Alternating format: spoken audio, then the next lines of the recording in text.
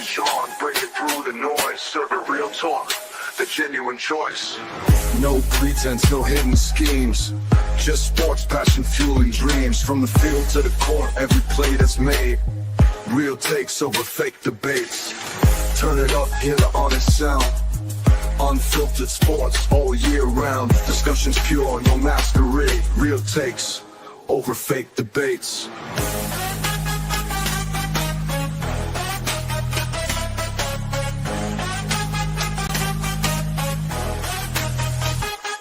Turn it up. Over fake debates. Real takes over fake debates.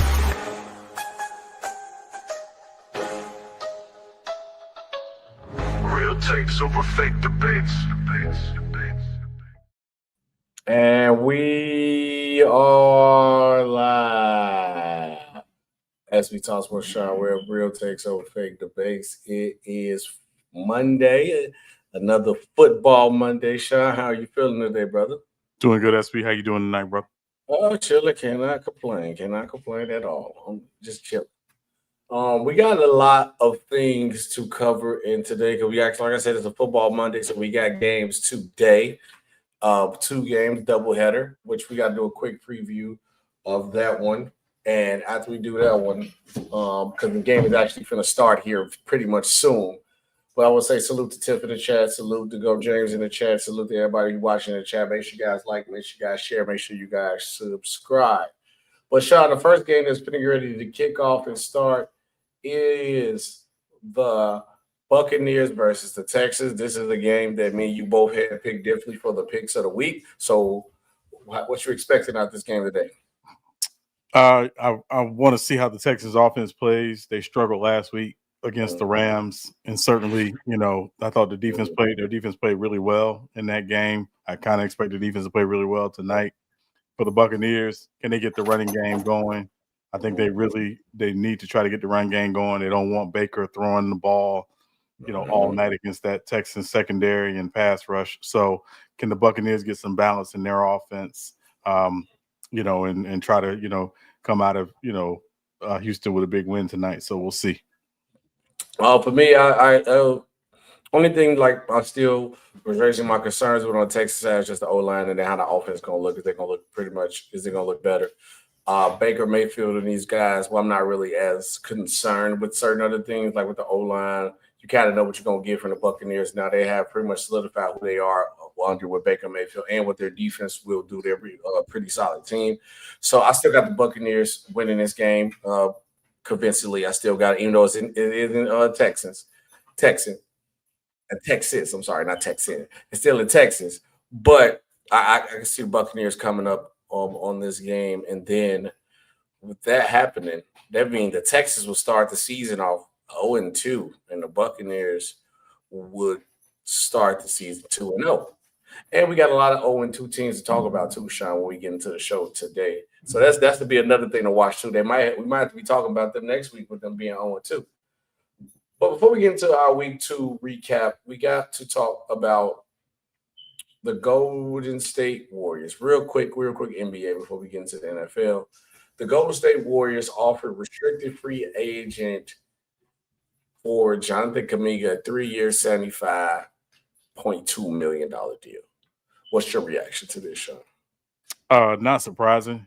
I think the Warriors want to keep him with the intention of potentially packaging him to move him for another piece when he's trade eligible, presumably in January.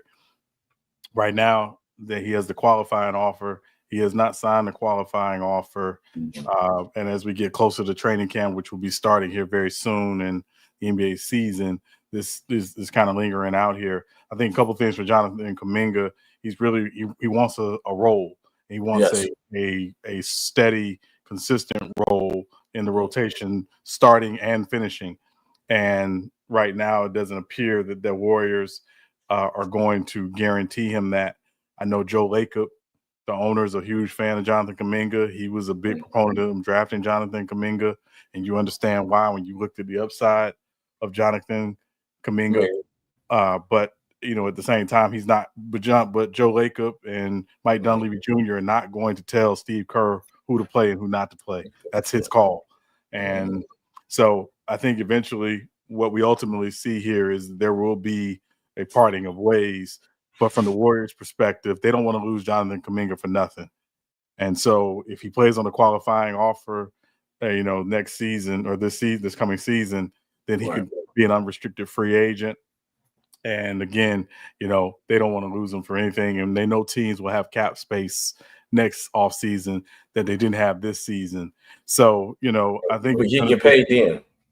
Yeah. And I think, again, for him, I think they're just in an impasse. And that's really what it comes down to.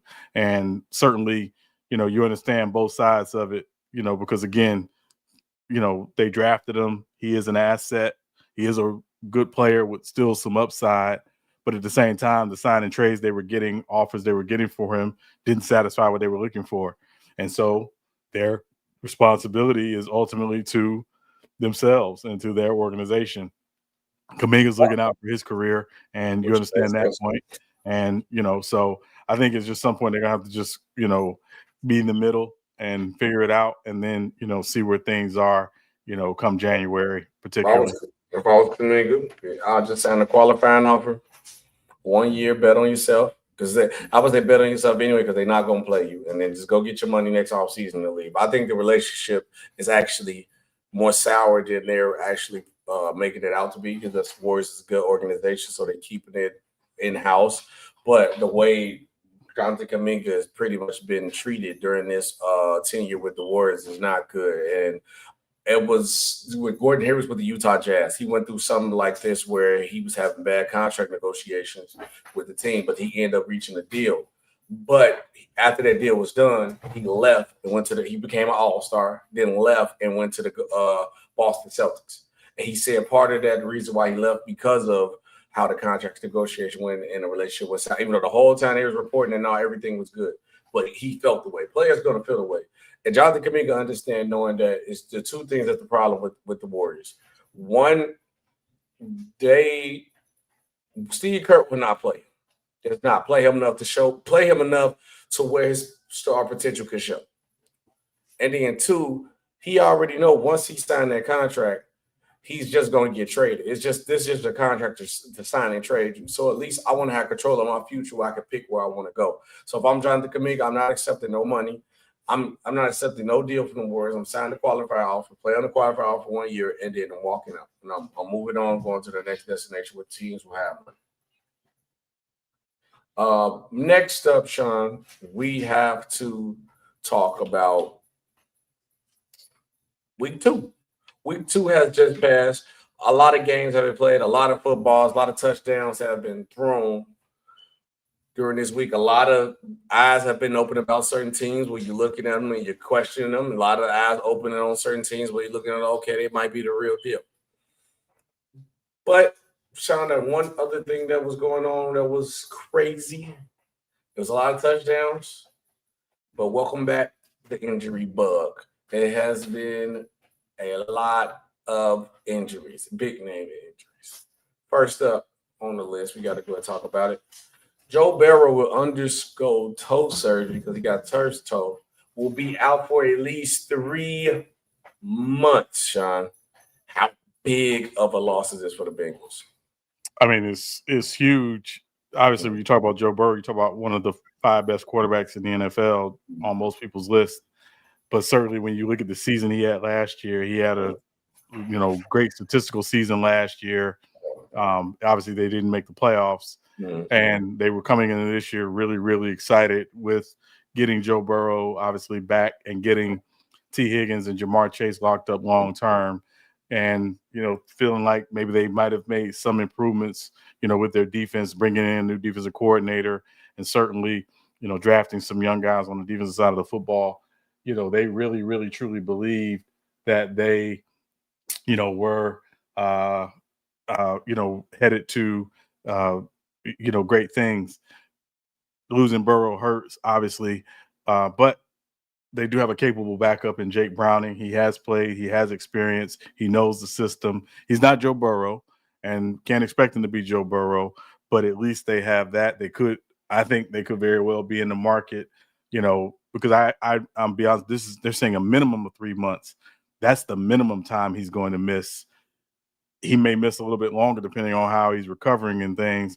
They may go out on the veteran market and may call Atlanta about Kirk Cousins potentially, so I think, Brown is going to be the guy for now, but I think it's going to be a fluid situation based on how they're playing and, where they see themselves. So, but it stinks. Obviously, you don't want to see anybody get hurt, but, this is why you have a backup quarterback and this is why you build a team.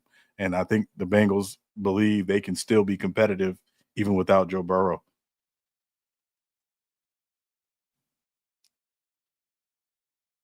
You can think all you want, Sean, but reality of the fact is they cannot compete nowhere without Joe Burrow. They can barely compete with him because you see they didn't make the playoffs, so they couldn't compete with him.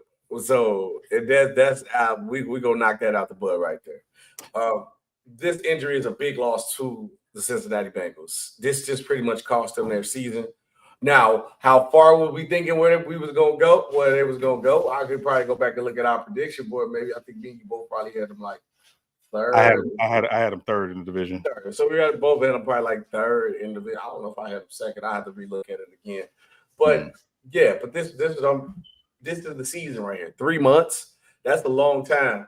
And then you expected for him to just come back mid-season. I honestly think unless you're rolling, but then also if you rolling the backup quarterback doing his job, do you really want to play? All signs point to just sit Joe Burrow out for the rest of the season. To be real with you, that's what it feels like to me. Just sit Joe Burrow out for the rest of the season. Season over. Tank it away. Obviously, don't tank for none of those. But you don't need a quarterback. But it's looking a little shaky for all those quarterbacks in college that everybody just praise a little too early. But that's a different story for a different day. But no, I think this is a big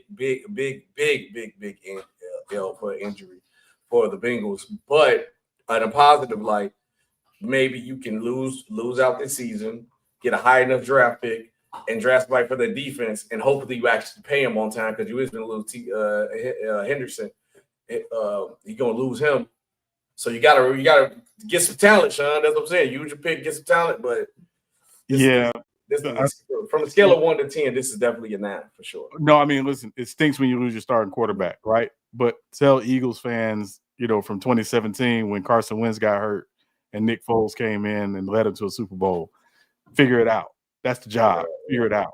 And that's what, again, they do have a backup who has played and has been in that system for some time. So that's why I'm not completely going to count them out. Obviously, he's not Joe Burrow, right? No. To be clear. But they're going to have to figure out again, can we play better defensively? Can we run the football? Because, again, a lot of it was Joe Burrow and Jamar Chase and T. Higgins with the deodorant that, covered up a lot of the odors for that team. And again, they started out 2-0. They're out to a good start. Can they, just figure out a way to stay in contention? And I think that's what they're ultimately going to do. They'll figure out a way to stay in contention. Again, I didn't have them as a playoff team anyway in the AFC. Right, but, I'm just saying for them and how they're thinking is, no, we're going to go out. We're going to figure out a way to try to win every week. And it's going to look different week to week based on the opponent, but also just based on the personnel we have available. Then for me, the real question is, if you don't go with Browning, which I think you should probably just stick with him since that's already your guy, he already know the system, see how that works. But if you had to bring somebody in, I'm gonna let you guys know right now, it's probably gonna be a vet. It's not gonna be no rookie, ain't gonna be nobody young, and ain't gonna be nobody young. Yeah, and it ain't gonna be nobody young. Yeah, but and again, Kirk Cousins. And like you said, if you're gonna bring in a vet, you're gonna call teams about vets. Again, Kirk Cousins comes to mind immediately. Obviously, but some of the other vets that may be available, those teams have said, "Hey, we're not interested in trading those guys." Yeah. So I think Kirk Cousins would probably be the first call that they would make if they make that call. I'm gonna say Kirk Cousins. I'm thinking Jameis Winston. Yeah, but they've already said they're not. The Giants have already said they have no interest in trading Jameis. They've gotten calls about Jameis Winston. They have no interest in trading Jameis Winston. So they've come out and said as much. So that's what I'm saying. So I think it's got to be a situation where there's a guy who wants to be playing and a team that's okay moving off their contract. That's why Kirk Cousins makes the most sense, just because of those two factors. Yeah. Say, well, not go get the guy from Malik Willis on the Packers. Malik Willis might be a good name to call for, but yeah, but I mean, again, he's their backup. So if something happens to Jordan Love, they need Malik Willis. So that's what I'm saying. Like, it's probably got to be a guy who's in a situation where the team wants to move on from him. Mm-hmm. So yeah. Next up on the injury bug. Who did the injury bug get this time, Sean? JJ McCarthy, the rookie who looked the nicest. Well, the second half of his fourth quarter of this first game. Second game, and it didn't. Atlanta brought him down back to home, brought him back to reality. But Minnesota Vikings quarterback JJ McCarthy is expected to miss 2 to 4 weeks due to a high ankle sprain. Vikings head coach Kevin O'Connell announced Monday that McCarthy isn't expected to play Sunday against the Cincinnati Bengals, so it will be the backup bowl when we see those two guys play, according to ESPN. The 2024 Coach of the Year did not mention whether the second-year passer will miss any additional time, but added that Minnesota plans to start Carson Wentz versus Cincinnati. Now, Sean, and I was talking to one of my friends, one of my boys, and I was like, JJ better hope Carson Wentz don't look good, because then he might end up having to play. Because one thing that I can say, besides Andy Reid, who I got on that quarterback whisperer list, Kevin O'Connell is that too, and he got Kirk Cousins paid. He just got Sam Darnold paid. And I guarantee you, if Carson Wentz, he can probably make him go out there and make him look good too. And Carson Wentz is mess around and get paid too. Because he can that's one thing he can do. Him and also the 49ers guy, I don't know why his name drawing a blank for me right now. He's on my quarterback whisperer list too. Mike's son. Yep. But yeah, what's your reaction to this? To how damaging is this for the Minnesota Vikings season? I mean, how damaging it is for their season, I can't say. Again, like you mentioned, they have a guy, Kevin O'Connell, who will figure it out, around Carson Wentz. And Carson Wentz is a veteran quarterback who's played a lot of games. So I got to believe they'll figure it out. To me, this is more damaging for JJ McCarthy because he needs experience. He didn't play last year because he was hurt. Well, he wasn't probably going to play last year anyway, but he didn't play he missed all last season with an injury. And now 2 games into his de facto rookie year, he's going to miss, time that he needs to develop. Clearly needs to develop, because with the exception of one quarter of football, the fourth quarter of last week's Monday Night Football game, he's looked really, really, really bad. So I think, again, the person that's hurting the most from this is JJ McCarthy, just because he's going to miss invaluable playing time to develop. Well, one thing I want to highlight this one record what the Johnny's talking about, because I actually have concerns too when it comes to this, because on our fantasy team, what Johnny said, injuries are piling up, fantasy moves needed. First of all, I had Wendell Robinson on my bench 2 times in a row, and he just been going off. And I'm like, bro, what's going on? But I got Tua at quarterback. And with all these quarterbacks being injured, I might need to go for a backup or something, Sean. When it comes to the fantasy with all these injuries, and it's hard to tell for anybody who is doing a fantasy league. I would probably say if I was playing fantasy, the quarterback who's most likely in free agency I would go for is Carson Wentz in this situation. It's because of the system that he's in with Kevin O'Connell, that he will probably play at least solid to good.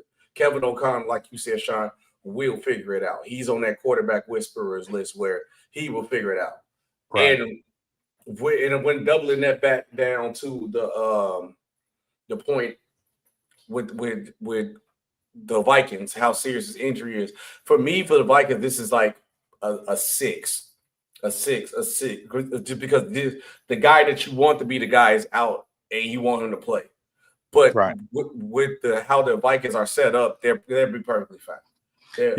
And I would say just from a fantasy perspective, there's some guys that's probably available in free agency in your fantasy league. So a guy like Russell Wilson, he's only on 5% of rosters in Yahoo Fantasy. So that's a decent pickup if you're trying to find a bridge quarterback until your quarterback gets healthy. Daniel Jones is only on 18% of rosters in Yahoo Fantasy. So there's some guys available in fantasy. Sam Darnold's only on 11% of rosters. So there's some guys available in fantasy who Cam Ward is only on 19% of rosters.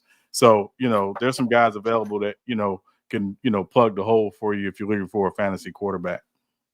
In a way. Next up on the injury bug list, Sean, is Commanders quarterback Jayden Daniels dealing with a sprained knee injury. He's questionable for week 3. Right. I don't think this one is as bad as the other injuries were. I'm gonna be real with you. I don't think this is as bad as the other injuries was. I think Jaden McDaniel will be fine, but the Commanders do not want to risk it too. If he might need to sit out a week, I say go for it, let him sit out. But I think it's football. He used to be fine. But also you don't want to risk your season because everybody got the Commanders on high alert watch because of what they did last year. So they're not just playing just to be good. They're actually trying to compete. So but they live and die through Jay Daniels, though, for sure. Yeah, and again, if you're Washington, you got to take the long-term approach, right? If he's not healthy, you don't put him on the field. That's your not just your present, that's your future. And I always remember just using Washington as an example. RG3, his rookie year got hurt and tried to come back and probably shouldn't have come back. And obviously we know how that story ended with Washington.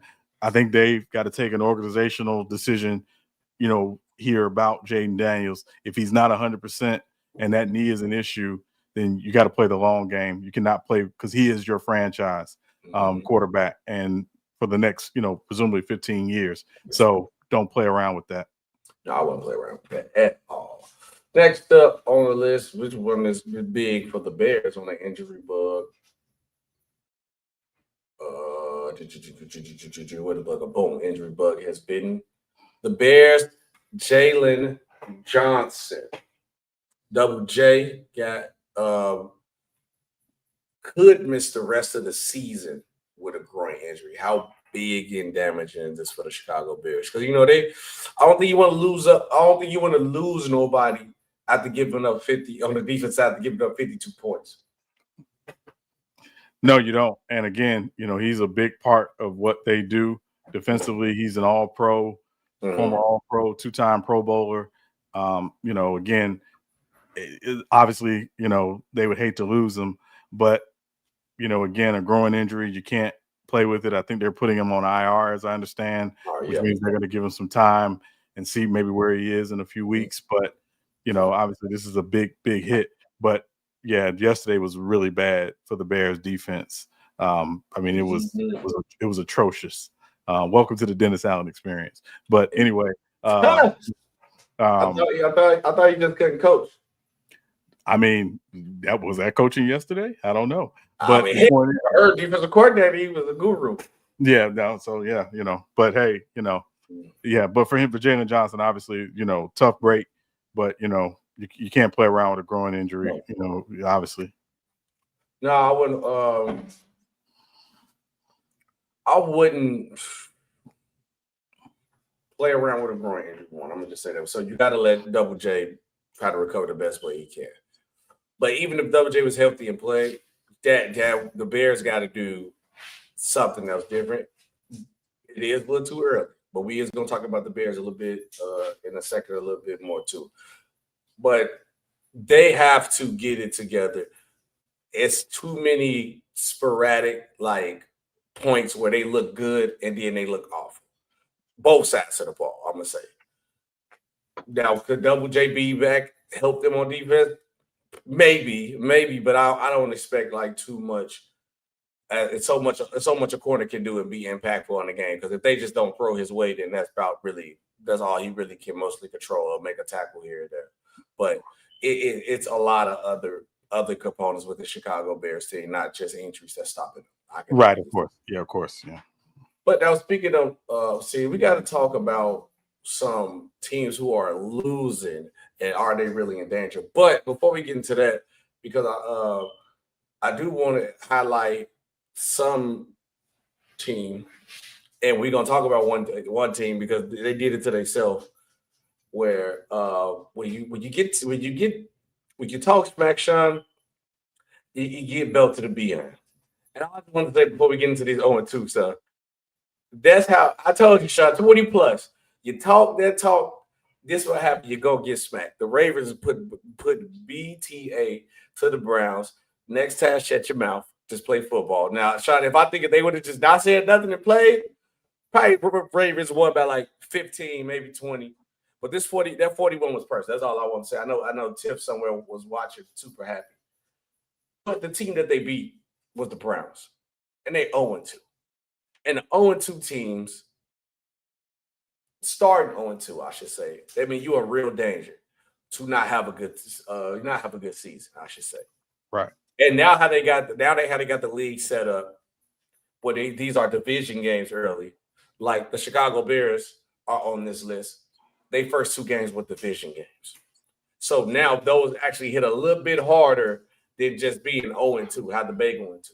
So we're gonna break down every team that's 0-2, and we're gonna ask, are they really in danger, or if they just not to even be worried about. Like if they not, or and also in between is they can turn it around. So it's 3 ways to go. Right. Let's do the AFC first. Okay. AFC first. Sean, I'll let you pick and choose. Who? Matter of fact, we talked about the Browns. Let's knock the Browns out. Are the Browns in danger because they're 0-2? I mean, the Browns were in danger from the moment the season started, if we're being honest. That's true. Their big thing is, they just want to see, what they have in their young guys. Obviously, I think the thing that's interesting about the Browns is the Browns defense has actually played pretty well, the first 2 games. Obviously, we're going to look at the 41 they gave up yesterday, but some of that was just the offense just did not do anything. And so the Browns defense were on the field quite a bit. And, but that said, where were they going, from the get-go? I mean, did anybody have them pegged as a team that was going to be winning games this year? Probably not. So, no. Sean, Mar right here comment said something very well because the Browns been winning the Super Bowl. Mar said Myles Garrett is a top 5 player in the league stuck in Cleveland. The day Myles Garrett signed that extension, Sean, the Browns won their Super Bowl. That's all they wanted to do. They knew they wasn't getting nothing else. They knew they weren't competing. Their Super Bowl has been complete already. Are the Browns in danger? Danger of my viewing eyes of watching. That's about probably it. That's the only thing they're in danger of. I heard my viewing eyes. But this team wasn't expected to do nothing. They're tanking pretty much. So you can't be in danger when you're already planning to tank. Next up, I'll take this one. Let's do. I want to save the Chiefs for the last. Okay, I'm gonna do the Jets. Jets 0-2. Are they in danger? I'm gonna say no, Sean. But it does hurt to see Justin Fields go in concussion protocol. He was another guy got hit with, but I think he should be fine. But are the Jets in danger? I'm gonna say no, only because you wasn't really expecting too much for them. But also, they didn't look really bad in none of their games. You see the potential, you see the coaching change, you see the difference of coaching with this team especially compared to like last year. So I wouldn't put them in danger, but it's not like they're not they're not over exceeding expectations, or they're not like playing worse than what I thought they was gonna play. It's like They played the Bills. I expect the Bills to beat them. The Bills should beat the Jets easily. And then last week when they played the Steelers, they had a close, good game against the Steelers. So they're not in danger. They're doing what I expected them to do. Actually, I think they're playing better than what I actually expected them to do. So they look solid for me. What about you? How about the Jets? Are they in danger? I'm not going to say the Jets are in danger. I think, obviously, you mentioned last week they played a close game against the Steelers. Mm-hmm.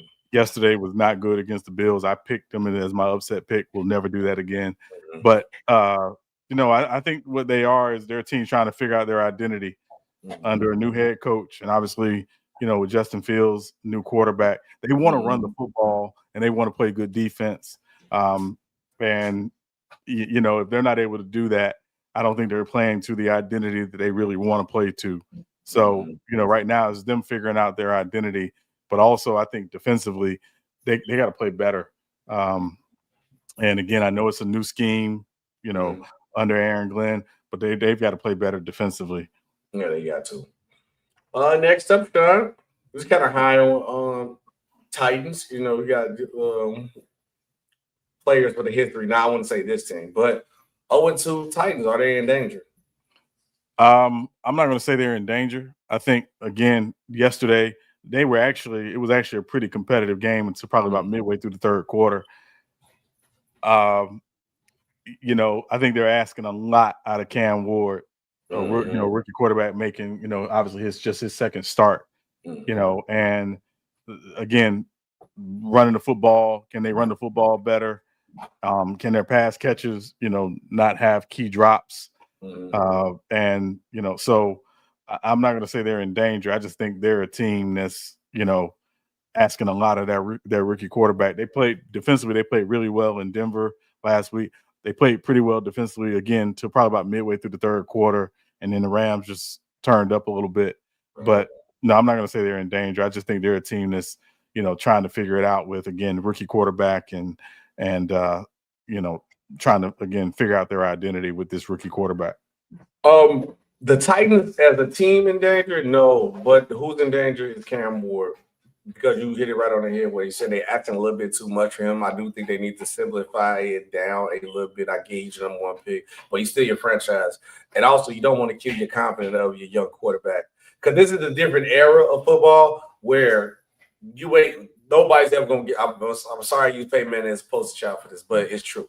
Peyton Manning, nobody's going to get the Peyton Manning treatment to be bad these first couple of years, and they still believe in you.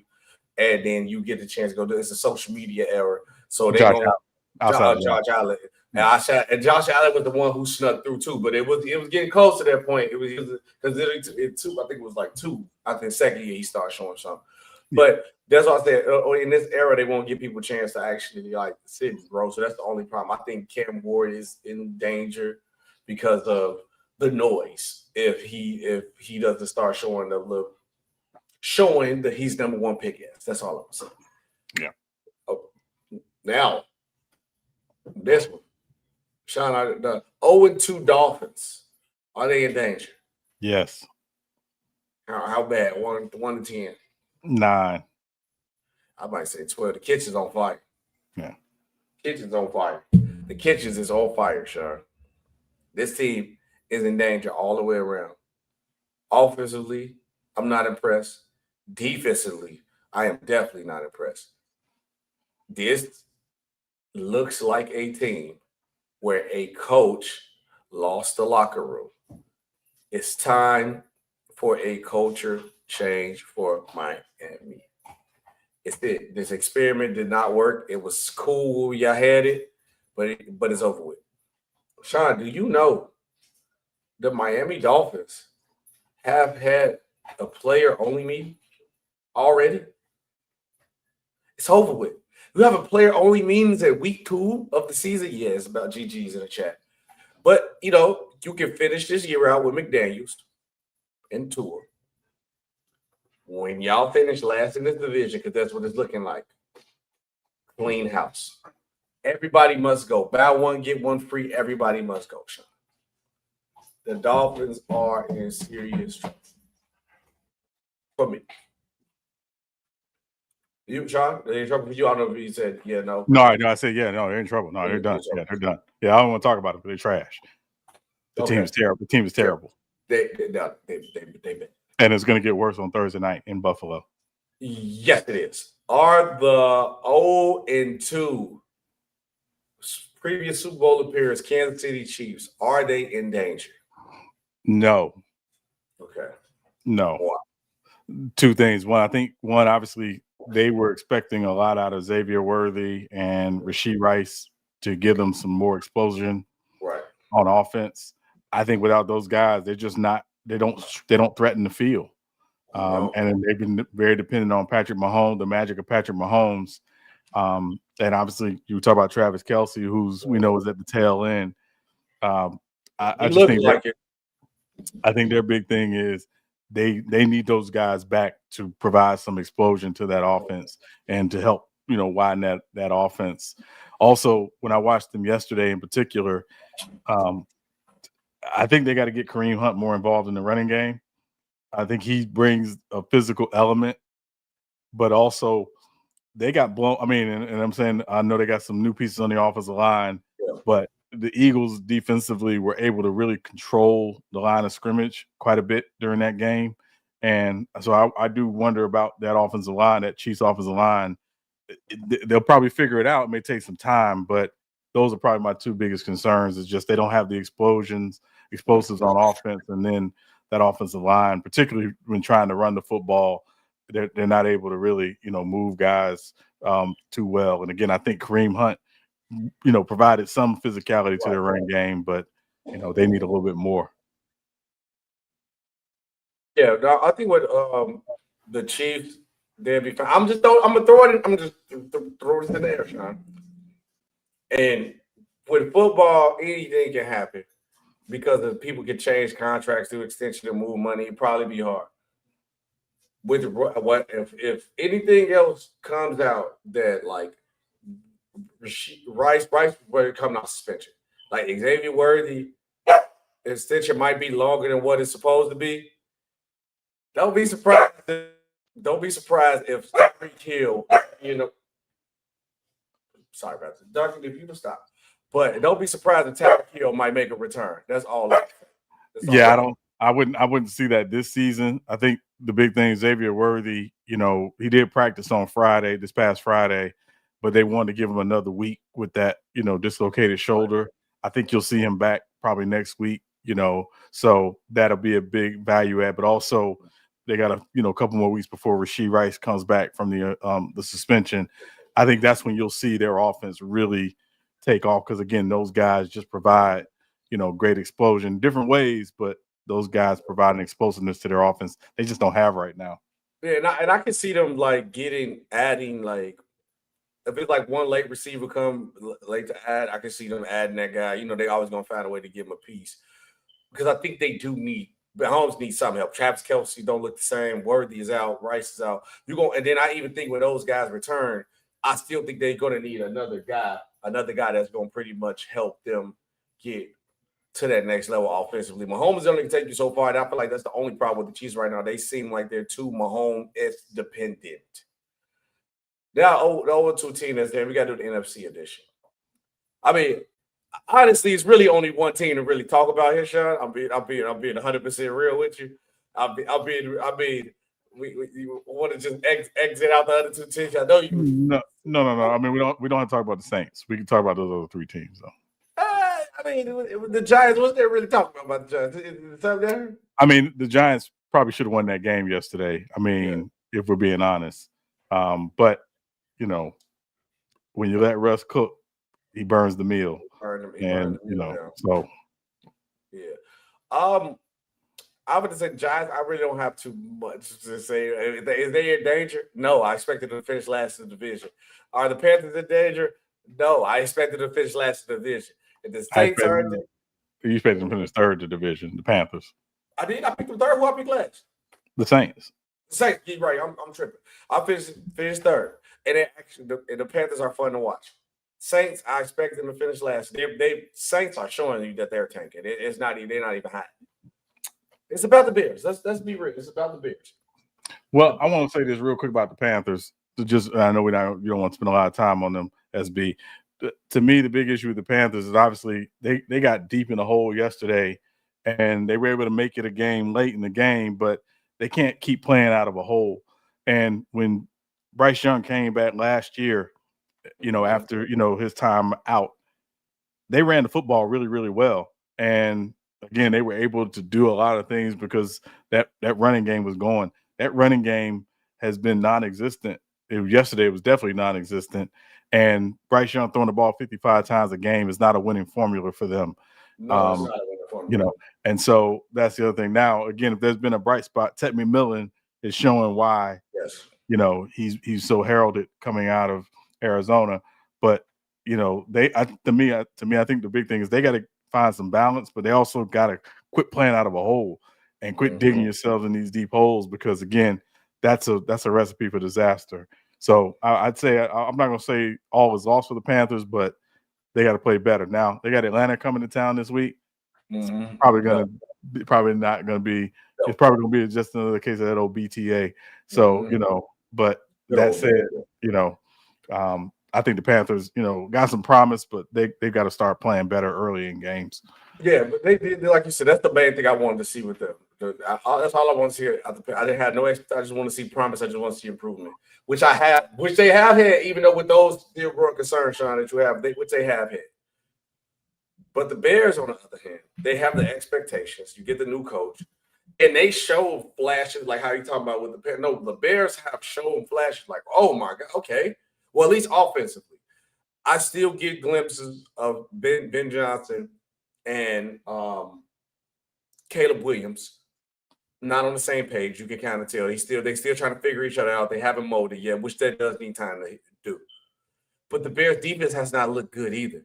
That's the main thing. And I like we talked about, Double J was injured earlier, but it's just, for me, that one person does not just go make that much of a difference unless he's like a guy. I feel like a guy on the line can make that big of an impact of it, but a corner only can do so much, because if he just don't throw his way, then it's only so much he could do. But to give up 52 points, I'm putting that loss on Ben Johnson. You can put it on Caleb too, because Caleb could have made a lot of passes. But this Bears defense is not good. It is, and if it keep playing like this, I can only expect the defense to even be top 20 shot. It's looking like it's gonna be bad. They gave up 334 yards and 5 touchdowns to Jared Goff. Jared Goff looked at like prime Tom Brady out there. They are in danger. Yeah, no, listen, I mean, there's some concerns. I mean, you can't even dispute that. I think, a couple things to remember,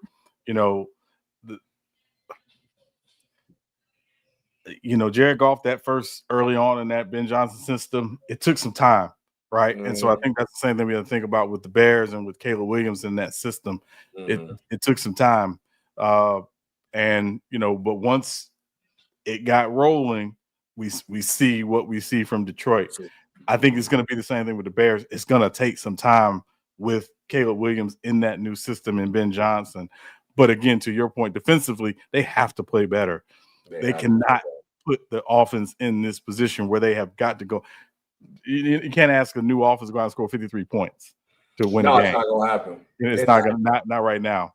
And not against a former team to it, that it's not realistic. It's not going to happen. Right. Now, again, if there's been a bright spot for the Bears, it's obviously, for me, it's been Rome Odunze, that he's shown, again, why he was a top 10 pick and why, the Bears fans should probably be very excited about him in the future. But this new offense, they're still forming, and it's going to take a while for them to norm. So this offense is still forming, so it's going to take some time. The problem is, John, this is Chicago. In Detroit, you can sit, be trash, be bad, have a losing record, and tell the fans, hey, we going to be better, just watch. Because in Detroit, I'm still shocked that Detroit is this good, Sean, back to back.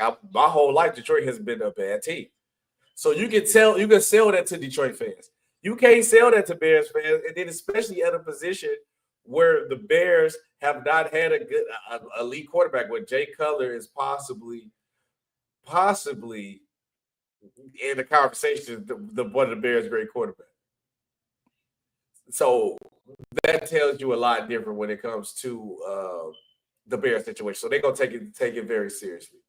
Right.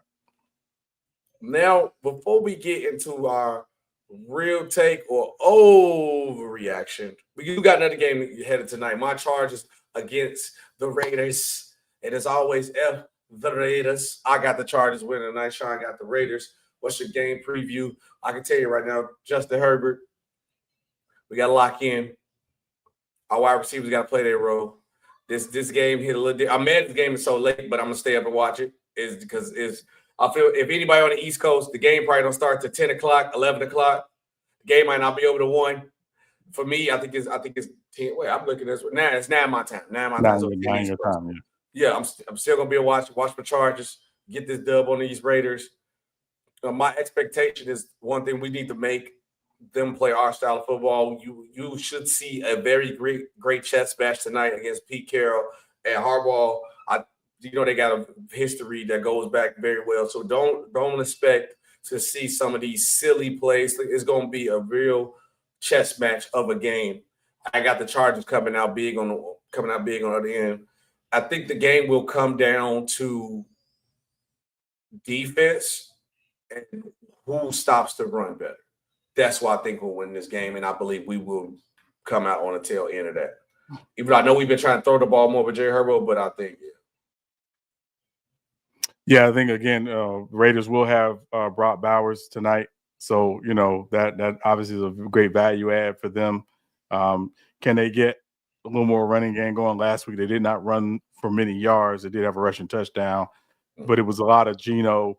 And the passing game he threw for over 300 yards last week in New England. I don't think that's a winning formula tonight. I think they got to be a little, again, to your point, a little more balanced. And also defensively, you got to protect that defense. Because, again, the Raiders' defense isn't great. It's solid, but it's not really great. It's not really great. So, can they, play ball control and, again, keep your defense on the sideline. So I think I got the Raiders winning by 1. That was my pick. I'm going to stick with that pick, but should be an interesting game. Don't know if I'm going to make it through the game, but we'll see what happens. Yeah, but y'all know if you're going to make it through. I'm going to make it through. I'll make sure I stay up. Also, we got Mar right here commenting on it so people know who listened on the audio. He said now he a Chargers fan. My brother, I've been a Chargers fan. I support the Bears because I'm from Chicago. I've been a Chargers fan. And I'm going to be honest when I say this, Sean, you finna start laughing. Why would I just openly be a Chargers fan just out the blue randomly? Yeah, I'm just a Chargers fan. Nobody's lining up to be fans of the Chargers. We got a fake Asian lady to be at the games acting. Trust me. I'm not faking now. I just come out the blue to be no Chargers fan. Trust me, brother. It's been hard times out here. If any team I'm a fake or be a new bandwagon fan, why would it be? I might as well go over there to the Eagles or the Chiefs or somebody who's winning. If I'm going to do that. I am, brother. LaDainian Thompson. But it's time for real take or overreaction. I can tell you right now, Marnell was the overreaction because everybody know I support the Chargers. Real take or overreaction. I want you guys to comment who's listening, or if you find a way, let us know how you feel. Real take or overreaction. The Chiefs will not make the playoffs after starting 0-2. This is an overreaction. This is an overreaction. It's still the Chiefs. They still have Andy Reid. They still have Patrick Mahomes. They still got a really good defense. They just got to get some guys, again, particularly their outside weapons, healthy. Let's see where they are, mid-season, right? Again, they got some tough schedule. They got a tough schedule. It's not going to be easy. But that said, I think, they'll be fine. It's still a long, long season. And again, just even in the division, if again the Chargers lose tonight, the only team in the division that will be 2-0 is the Raiders, and if the Raiders lose tonight, the Chargers will be 2-0. So and they haven't played, or they've only played the Chargers. So again, it's a long season. I think they'll be fine. Again, 2 tough teams, tough environments. Obviously, going to Brazil, play that first game, and then playing Philadelphia yesterday. A Super Bowl rematch. Tough games to start the season, but I think the Chiefs will be fine. Well, my main thing was Yes, this is an overreaction. You can never doubt Patrick Mahomes and the Chiefs. He always going to be a chance to win. But the one thing I did, right, I checked the schedule and I looked at it. They got Giants, easy game. Ravens, that's going to be a tough one. Jaguars, easy. Lions, 50-50. Raiders, divisional games, always going to be tough. Commanders, Bills, Broncos. And I didn't to this other team that we're gonna talk about, and I ain't gonna say their name because we're gonna talk about them and their quarterback looking good. Something must have happened. But this schedule wouldn't. I'm only saying this as an overreaction because of Patrick Mahomes. But looking at their schedule, it's not really an overreaction to say the Chiefs could possibly miss the playoffs. The division got better. Your only gimme game is the Giants and the Jaguars. After that, you got Ravens, Lions, Raiders, who's a divisional team, Commanders, Bills, Broncos, divisional game. That is a tough schedule. So it's not crazy to think the Chiefs might, but the Chiefs might miss the playoffs.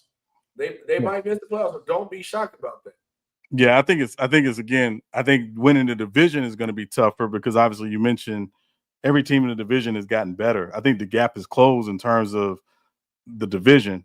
So I think them winning the division isn't a given that it used to be for the last, several years. But in terms of them being a playoff team, I still think they're a playoff team. But obviously it's a lot easier to be a playoff team when you win your division. So I'm saying it's an overreaction. But, I think it starts – they got to win Sunday night. They don't want to go down 0-3. And, again, you mentioned they're playing the Giants. Probably will win that game Sunday night. So I'd say it's an overreaction. On to what ain't overreaction is Travis Kelce is done. No, he's done. It's not you would not be overreacting saying that Travis Kelce is done. They don't look the same. He already got married, man. Go ahead, go in the stars and swift away, dog. Just go ahead. You already got the bag. Go ahead, get up out of here. Your podcast doing well. They got Garage Beers doing well. Go ahead, retire. I know he tried to sneak off with the 3P. I think he was gonna go for the 3P and then try to get up out of there. But okay, next up. I'll just say real quick. Kelce's been done since he went from cheeks to chiclets. Okay, we can move on. Okay. He went good. You know what? I'm not. Nope. See, that's how I happened last time. I ain't doing it this time. Real take or overreaction. Bears fans should be worried about Caleb Williams. I'm gonna let you go first on this one. It's a real take. I'm gonna tell you why. Do I still think he will be fine in the future? Yes, he'll get it. But to be worried about him is yes, and this is the things that I'm worried about with Caleb Williams. The basic passes. When he run around to the wheel to make an outstanding backyard football play. But it take him an arm and a leg to make a check down, read a check down, to throw a check down, make the easier pass, just do the basics. And that concerns me more than anything because no matter how flashy and fancy you can make all these crazy plays, if you can't do the basics consistently, it's going to be GG's for you. Because when I was watching the game, I went to a play. I think we went to the lounge, a sports lounge, and I was talking to a couple of guys was there. I said, don't be surprised. And I'm going to say it now, so all y'all watch, y'all hear it now. If Caleb Williams was to get injured this season and Baggy had to play, Baggy going to look outstanding. He going to play well. Because he fits the mold of kind of what Ben Johnson's style of play is too, of a quarterback. But Caleb Williams can take it to the next level with his creativity, with his ability to make something out of nothing. And also, Caleb Williams needs to learn how to. Because the other thing I'm worried about, if the play did, don't be a hero. Don't be a hero. That's the only thing about when you're too creative. You be a hero too much. It was one dumb interception that he threw. He should have just threw it away. And it looked like he was like going to throw the pass and then thought about throwing it away, and that's how it ended up getting picked off. So it's a real take to be concerned about Caleb Williams. But would I give up on him? No. But that's a real take. Yeah, I don't think that the Bears fans should be worried. I'm going to say it's an overreaction for now. I think what I'd be more worried about is, first, obviously, how he's developing in that system, and two, the support around him. And again, I'm not just talking about their offense. I'm talking about their defense. When you have a young quarterback, you want to support them with at least a minimally solid defense, hopefully an above average defense, but at least a solid defense. And the Bears, the last 5 quarters haven't been anything but. So I think that's what I'd be more worried about if I were a Bears fan is where's the support around him? We can't ask this guy going into his second year with a brand new head coach and a brand new system to basically ball out every single week for us to win. You got to support him. And we've seen this happen with young quarterbacks in some situations where they haven't always supported the quarterback with complimentary football. And I think that's really what the Bears should be trying to focus on, be playing right now is complimentary football. Last week, again, in Monday Night Football, it started out that way. It looked pretty good, but, obviously it went south in the fourth quarter. And yesterday, I don't think it ever even started. So from my perspective, I'm saying it's an overreaction, but I'd be more worried about how the entire team is playing, not just Caleb Williams. Last one, real take or overreaction? Hold on. Real take or overreaction? Daniel Jones will lead the Colts to the playoffs. They are right now. They are 2-0. I'm going to say this is an overreaction. I know they're 2-0. They pulled a close one out yesterday against the Broncos. But the Texans are still in the division. Until I see them play the Texans and beat the Texans, I'm saying this is an overreaction because I still think the Texans are the best team in that division.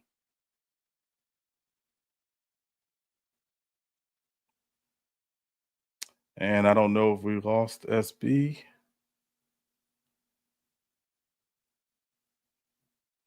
Yeah, we might have lost SB. That's all right. But what do y'all think in the comments? Please let us know in the comments. Do you think Daniel Jones will lead the Colts to the playoffs? Is this a real take or overreaction? Love to hear from you on this one. Let us know. Okay. All right. Yeah. I tried to turn it to I opened my other web and I was like, I want to see what the game. I seen when I looked up at the scoreboard, I was like, oh wait, somebody got 2 touchdowns. I was like, let me see what play going on now. My stream instantly fried. But yeah, Daniel Jones. This is tricky to say at this moment right now. Because I am shocked that Daniel Jones looks good. Looks better than good. This Colts team looked better. Remember, I told you, I said, I ain't gonna say exactly how I said it in text, but I was just saying, like, this showed you why maybe getting more reps and actually learning more with Anthony Richardson, because Daniel Jones came right in and looked nice, and Anthony Richardson couldn't do this. And I think with the potential what Anthony Richardson could be, I think the Colts would be 10 times better. But if you really don't have that development or the skill set to do it, this is what happens.